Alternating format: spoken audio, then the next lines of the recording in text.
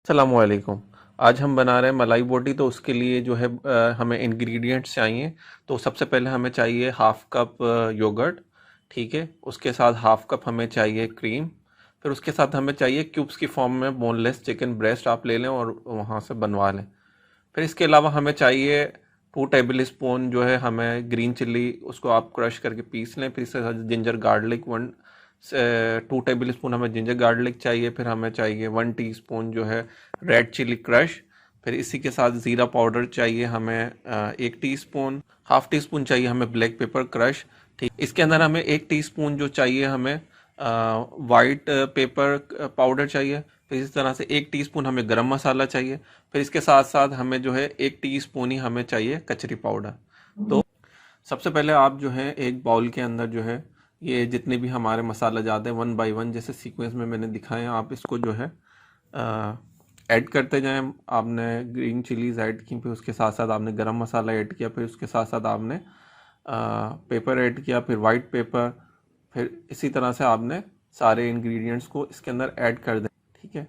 फिर उसके बाद हम इसको मिक्स कर लेंगे और अच्छी तरह से आप मिक्स करें ताकि जितना भी मसाला है वो इसके अंदर ऐड हो जाए। फिर इसके बाद आप दही इसके अंदर ऐड कर लें, जो है हाफ कप के करीब जो है वो दही है, हम उसको ऐड कर लेंगे। 125 ग्राम वो आप ऐड कर लें, उसको भी सही तरीके से मिक्स कर लें। फिर आप एक टीस्पून जो है आप इसमें सॉल्ट ऐड कर लें, आप अपने लिहाज से जो आपको ठीक लगता है, प्लस माइनस आप कर सकते हैं, वो कर लें। फिर उसके बाद आप जो है फ्रेश क्रीम जो भी आपके पास अवेलेबल है, आप पैकेट की ले लें या जो भी ब्रांड की जो अच्छी फ्रेश क्रीम है, आप इसके अंदर जो है ऐड कर लें। फिर इसके साथ साथ हम जो है 1 टीस्पून जो है इसमें ऑयल भी ऐड कर लेंगे। आपकी जो है चिकन आपका जो है मैरिनेट होने के लिए इंग्रेडिएंट्स में मिक्स हो गए। फिर इसके साथ साथ आप इसको 2 आवर्स के लिए या मैक्सिमम 5 आवर्स के लिए रखें, लेकिन 2 आवर्स के लिए आप रख दें तो ठीक है। एक पैन के अंदर आप जो है तकरीबन 30 ml आप डाल दें या 2 टेबल स्पून जो है इसमें ऑयल ऐड कर लें। तो उसके साथ साथ जो है आप जो है चिकन उसके अंदर जो है ऐड कर लें। और जिन लोगों ने मेरा चैनल सब्सक्राइब नहीं किया, प्लीज़ आप मेरा चैनल सब्सक्राइब करें, डू सपोर्ट मी। तो हमने चिकन इसमें ऐड कर दिया है, तो आप इसको जो है अच्छी तरीके से, पहले हम इनिशियली जब हमने ऑयल कर लिया था और वो तेज़ आंच पे हम लोग रखते हैं ताकि जो है ऑयल में कच्चापन ना रहे। फिर ऑयल जब उस हीटअप हो गया तो फिर हमने चिकन ऐड कर लिया और 10 मिनट्स हम जो है हाई फ्लेम में इसको कुक करेंगे।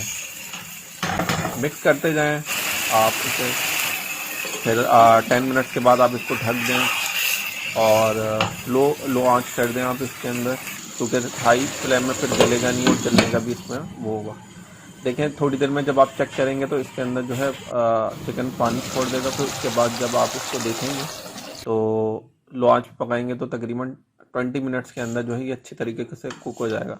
फिर आप इसको जो है आप सर्विंग जो है डिश में आप इसको निकाल दें। क्योंकि मैंने इसको एक्चुअली पिज़्ज़ा की टॉपिंग के लिए बनाया है, तो आप इसको वैसे भी क्रीम ऐड भी कर सकते हैं और उसको नान के साथ खा सकते हैं। मुझे तो टॉपिंग के लिए चाहिए था तो मैंने इसको बनाया, तो इसलिए मैंने हल्की सी इसके अंदर गार्निशिंग की है धनिया से।